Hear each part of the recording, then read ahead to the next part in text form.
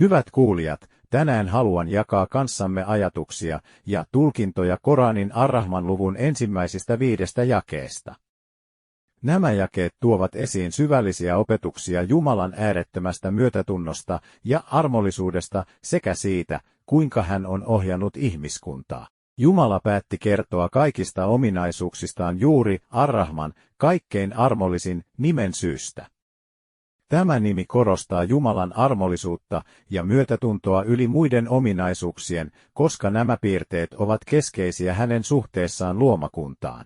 Jumalan päätös tuoda esiin nimen kaikkein armollisin kertoo myös siitä, kuinka hän haluaa meidän ymmärtävän hänen luonteensa ja suhteensa luomakuntaan. Hän haluaa, että tiedämme, että hän on valmis antamaan anteeksi, auttamaan ja osoittamaan myötätuntoa, kun käännymme hänen puoleensa, ja kun kohtaamme vaikeuksia tai teemme virheitä.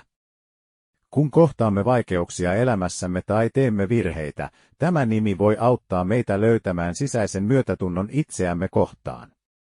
Ymmärtäessämme, että Jumala on äärettömän armollinen ja aina valmis antamaan anteeksi, voimme oppia antamaan anteeksi itsellemme ja kohtelemaan itseämme ystävällisesti.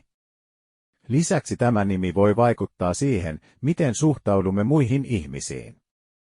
Se kannustaa meitä kohtaamaan toiset myötätunnolla ja ymmärryksellä, sillä tiedämme, että Jumala odottaa meiltä samankaltaista armollisuutta lähimmäisiämme kohtaan.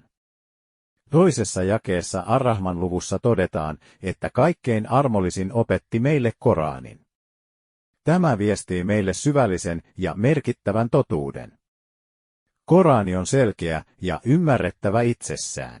Vaikka jotkut saattavat pitää Korania vaikeasti ymmärrettävänä, se on suora yhteys kaikkein armollisimpaan Jumalaan, ja sen sanoma on suunnattu meille kaikille ilman tarvetta ulkopuolisille tulkitsijoille. Koranin tutkiminen ja ymmärtäminen on mahdollista omalla tahdilla ja omasta näkökulmasta käsin, ja se tarjoaa arvokkaita opetuksia elämään. Kaikilla on mahdollisuus löytää sen viestistä merkitystä omassa elämässään. Tämä viesti kannustaa meitä lähestymään Korania suoraan ja henkilökohtaisesti. Se tarjoaa meille mahdollisuuden etsiä vastauksia elämämme kysymyksiin omasta näkökulmastamme. Tämä on erityisen tärkeää, koska jokaisella meistä on omat kokemuksemme ja kysymyksemme elämästä. Korani ei ole tarkoitettu vain muslimeille tai imaameille, vaan se on saatavilla kaikille ihmisille.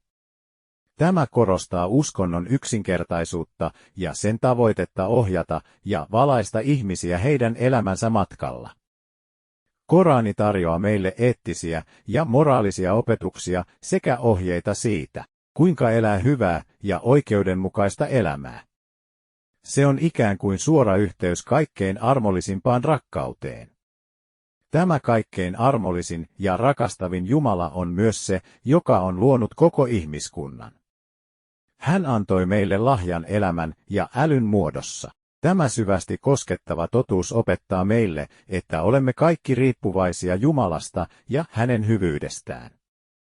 Emme ole täällä sattumalta, meillä on tarkoitus tässä maailmassa. Lopuksi vielä, kaikkein armollisin Jumala opetti meille kielen ja kommunikaation, viittaa siihen, miten jumalallinen voima mahdollisti ihmisille kyvyn kommunikoida ja ilmaista ajatuksiaan. Jumala antoi meille lahjan ymmärtää ja tulkita toistemme ajatuksia, mikä erottaa meidät eläimistä. Lisäksi Jumala opetti ihmisille erilaisia kieliä. Tämä korostaa monimuotoisuuden tärkeyttä ja kehottaa meitä arvostamaan erilaisia kulttuureita ja kieliä. Opiskelemalla eri kieliä avartamme mieltämme ja saamme paremman ymmärryksen toisistamme sekä Jumalan lahjasta meille. Tämä lahja tekee meistä erityisiä luomuksia, jotka voivat syventyä yhteyteen toistensa kanssa ja ymmärtää maailmaa monipuolisemmin. Kiitos ja Jumala siunatkoon meitä kaikkia.